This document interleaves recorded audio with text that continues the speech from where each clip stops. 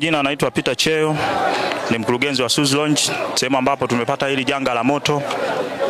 Tumefika kama kawaida asubuhi kuendelea na majukumu yetu ya kawaida, lakini shida ilikuwa ni umeme. Umeme ulikuwa ukija, ulikuwa ukikata kila baada ya sekunde kadhaa unarudi, kila baada ya sekunde kadhaa unarudi.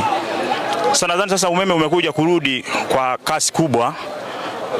Tukawa tunasikia kama kitu kimelipuka. Baada ya kuendelea kufuatilia, tukaona ni moto umeshika. Tumeanza jitihada za kuzima moto mapema, lakini sasa moto ukatuzidi.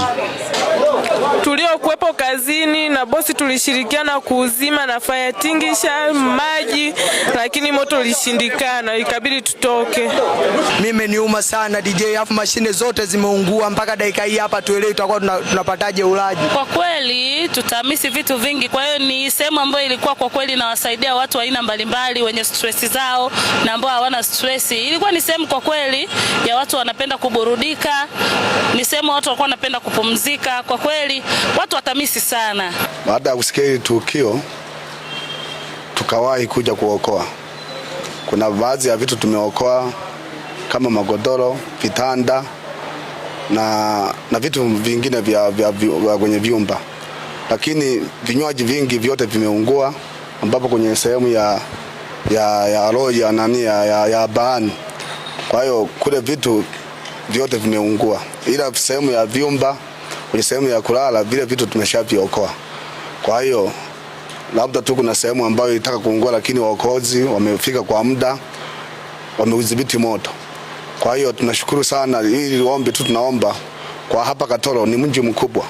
Tunaomba tu masuala ya uokoaji yawepo hapa, tuwe na vifaa hapa, kwa sababu ukisema kutoka Geita kufika hapa ni muda mrefu. Mfano kama leo, huu moto ulikuwa upo karibu sana kituo cha polisi.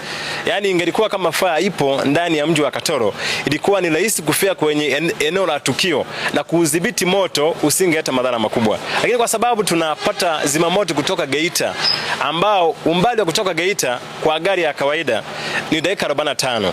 Lakini kama fire kwa sababu inavyokimbia labda nusu saa. Sasa angalia moto wa umeme unavyoenda kwa kasi kubwa. Nusu saa kuja ifike gari wajiandae kwa ajili ya kutoa maji na kuzima moto ni muda mrefu sana.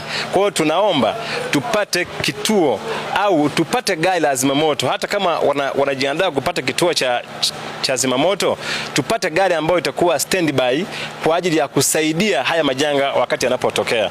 Ni kweli ninavyosema ndugu mwandishi wa habari, ni kwamba umbali wa kutoka Geita pamoja na kufika Katoro ni almost kilomita 47 kwenda 50.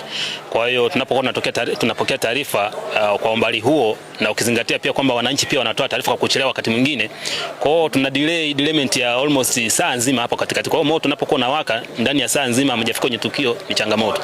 Jeshi la Zimamoto na Uokoaji kwa mkoa wa Geita au kwa ina mpango wa kuanzisha ofisi hapa kwa mji wa Katoro. Kwa hiyo muda wote tu kwa mwaka huu naamini kwamba haitapita kabla hatujaanzisha ofisi hapa na kusogeza huduma ya jamii ya zimamoto karibu na huduma wananchi.